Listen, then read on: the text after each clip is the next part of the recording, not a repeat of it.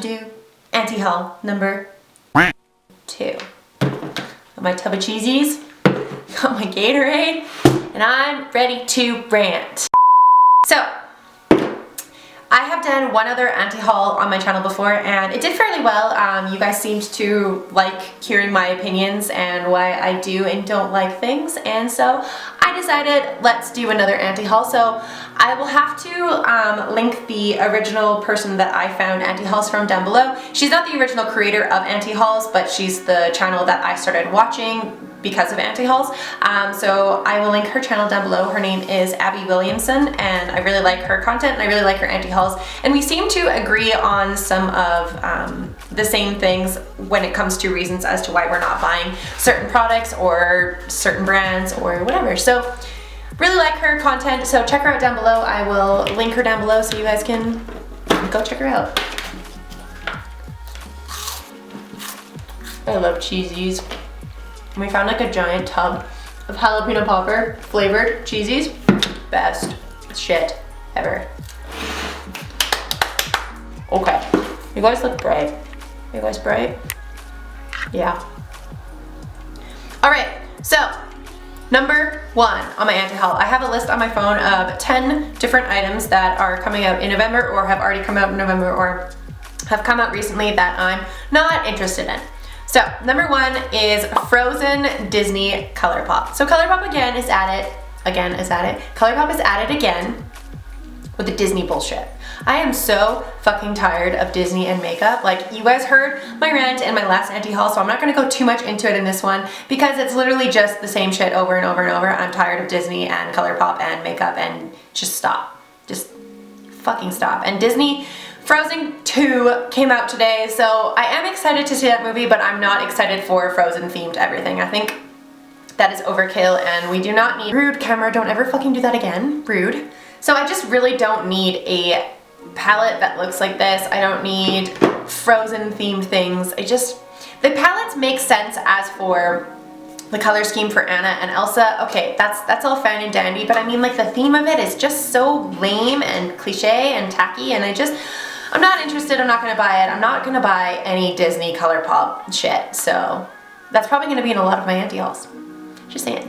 So the next thing is the Jaclyn Hill highlighters. So I bought the Vault collection when Jaclyn Hill collaborated with Morphe, and those are one of the biggest regrets for purchases for me because it was fairly expensive. It was like $40 or $50 in Canadian for the Vault, and more than half of the shadows don't fucking work. They were garbage, there was recalls on them, or they shipped out new ones, or whatever it was that happened. There was a second batch that was apparently the good batch.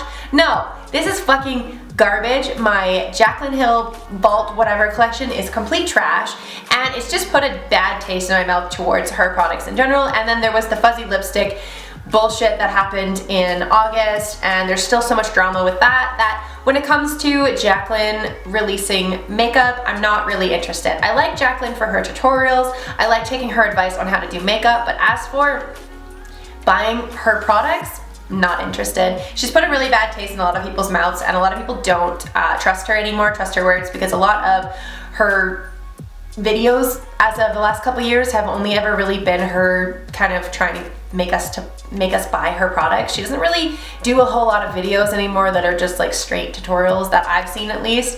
I kind of got tired of watching Morphe this, Morphe that, her products this, her products that. So I mean, I'm not interested. The highlighters themselves look nice. I watched Raw Beauty Christie's review on them, and she did an amazing job at explaining them and talking about them, and her video was like an hour long and it was fucking amazing. And she made she made the palettes that are in the collection and the highlighters look really, really nice, and it would probably be up my alley. But the fact that it's limited edition, I don't need. The fact that it's very expensive, I don't need. I'll list the actual price here. I think it's like 45 USD or 48 USD, something around there. I don't need highlighters that are that expensive. I don't know, I'm gonna pull it up here just so I know for sure. Okay, so I finally found the prices for the Jaclyn Hill highlighter collection. So it is a full collection, and the first one, the one that I was originally talking about that was like $49, is the Accent Light Highlighter Palette. So it has the Flash and Flare palette. So it's 4 shades each in each palette, and they retail for $49, and that's just too expensive for me for highlighters. I think that is incredibly expensive, especially for only 4 shadows or highlight whatever pigments. I just don't think I would really want to spend the money on a highlight for like that expensive. Then there is the Mood Light highlighter, which is $32, the Beaming Light highlighter, which is $24, which is 5 shades. Both of those have 5 shades in them. There's the brush set that comes, so there's the J1, J2, J3, and those ones are 20, 20, 24, 20, and 20. And then there is the highlight bundle, so you can get a bundle and brush trio for $50, I think. Bring the Light bundle, brush trio, $54. Then there's the bold and beaming bundle, beaming loose highlight, all shades, plus a brush is $120. This is all in US.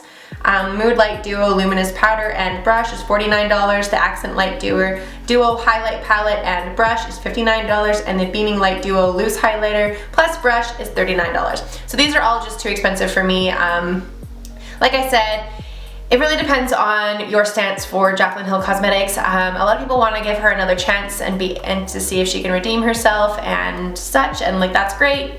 People make mistakes, she's trying, like that's all fine and dandy. But I personally think that the lipstick meltdown that happened with all of the fuzzy, hairy, metal shard lipsticks wasn't handled properly, and there's still a lot of people that don't have their refunds, and I just think that as a business standpoint, it was handled really poorly. It's just my 2 cents. I don't think I'll be purchasing the highlighter set just because I don't really know if I trust them.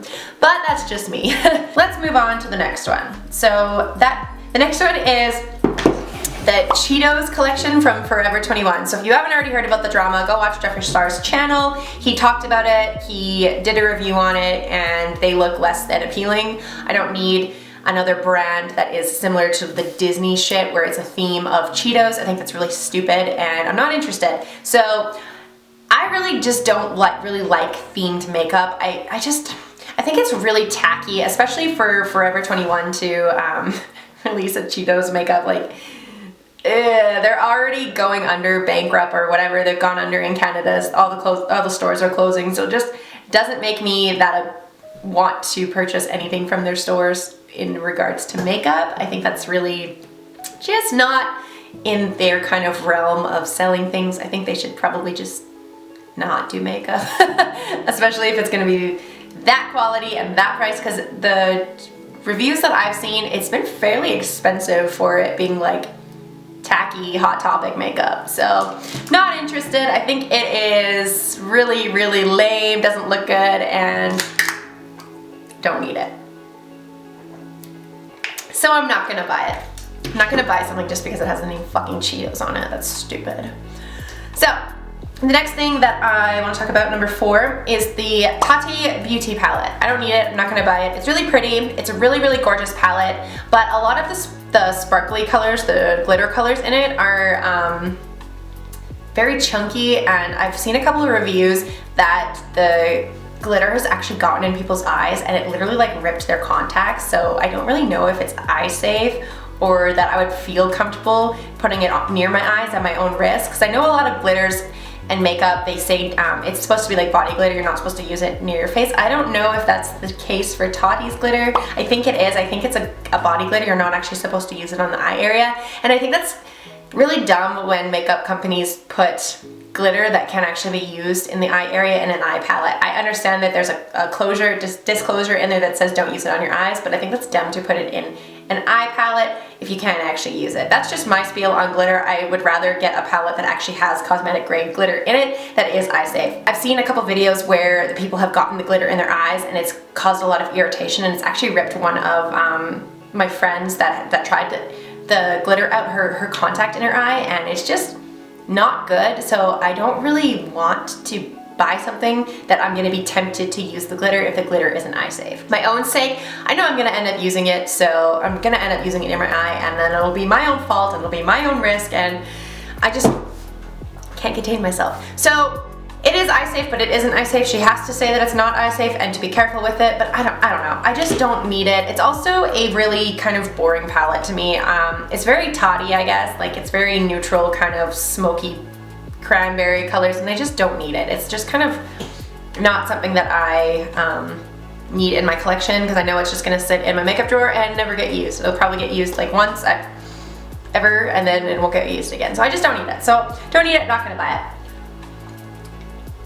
Let's go to the next one, which is the Morphe Electric Lights palette. So it's a really gorgeous palette, but because I have the James Charles Artistry whatever palette, I don't need it. It's literally the exact palette. Like, maybe the undertones are a little bit different and maybe some of the colors are a little bit different, but it's super similar to the James Charles palette that I don't need it. Like, look at how similar these two are. Like, really, I can't justify buying another Morphe palette that's a rainbow palette with like the top 2 rows are neutrals, and then to go into a rainbow palette when I literally have the James Charles palette. I don't, it's just it seems like Morphe's getting bored. Like, they need to stop releasing the exact same palette over and over and over. It literally, it's just boring. I don't fucking need it. And the fact that it's, again, limited edition. Don't need something that's limited edition in my collection. I have one makeup palette, I think, that is limited edition, and it is the Gemini palette, and I loved that palette. I really wanted a green kind of mustardy palette, and the fact that it was limited edition made me really sad, and then they brought it back, and then I don't actually know if it's limited edition anymore, if we're staying or if it's going, because they keep bringing things back and then saying it's limited edition and then it's never actually limited edition. I don't know. But I don't really like buying limited edition makeup, because if I end up falling in love with it and I can't get it again, that'll suck. So don't need it, not gonna buy it. The next one is the new Charlotte Tilbury palette that's coming out. So let me find that one. Oh my god, that took forever to find because it was such a fucking boring palette on Trendmood that I like went past it like 6 times. So the new palette that's coming out, or is out, the Charlotte Darling palette, that palette that is 6 shades of boring ass browns for 57 fucking USD. No, I don't need this at all. It is literally a brown palette for $57. Are you fucking crazy? I don't need that. That's so boring. You know how many freaking brown shades that I have in my makeup collection? Oh my god, no, this is not what we need. We do not need another boring ass brown palette that's literally gonna cost me $70. I don't care if it's Charlotte Tilbury. I don't fucking need it. I'm not buying it. That's stupid. So this is the Milani Revealed 24 karat palette. It's another kind of neutral palette with a single pop of blue, and I wrote down the price is good but the palette is boring. So that was my thoughts on it from 2 weeks ago when I saw it on Trendmood. So it's just, again, shades that I really don't need. The shimmers at the bottom are really pretty. The pop of gold in the palette is really pretty, and that teal is really pretty, but again, it's very much a warm kind of neutral palette with a pop of blue. So not revolutionary, not something we haven't already seen 7,000 times on the marketplace, and we just don't need it. So don't need it, not gonna buy it. I'm really, really, really tired of neutral palettes with pop of blue. Like, just don't need it. We have one, so we don't need another one. We don't need 7,000 more on the market of literally a neutral palette with a single blue color. It's just boring. We need something else. Just adding a blue shade to your neutral palette does not make it an exciting palette. It makes it random and just unnecessary. We don't need it. So the next one is the Physicians Formula. So it's another honey palette. I talked about the honey palettes in my last anti-haul, talking about how much the pretty shades and stuff, but I don't need a bunch of the same palette basically, because the ColourPop already has one, and there's just been so many honey gold palettes that have come out recently, and it just kind of seems like it's becoming a trend to make a gold honey palette, and I just don't need it.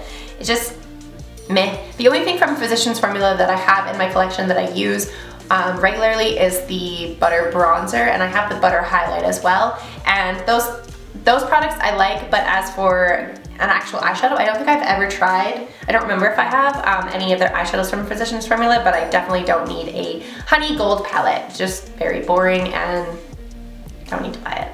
Next. So the next one that I want to talk about is the ColourPop Coconut palette. It is a brown palette, and again, I get the theme of it being a coconut palette because coconuts are brown and it has some cream colors and it's coconutty and it's a brown palette.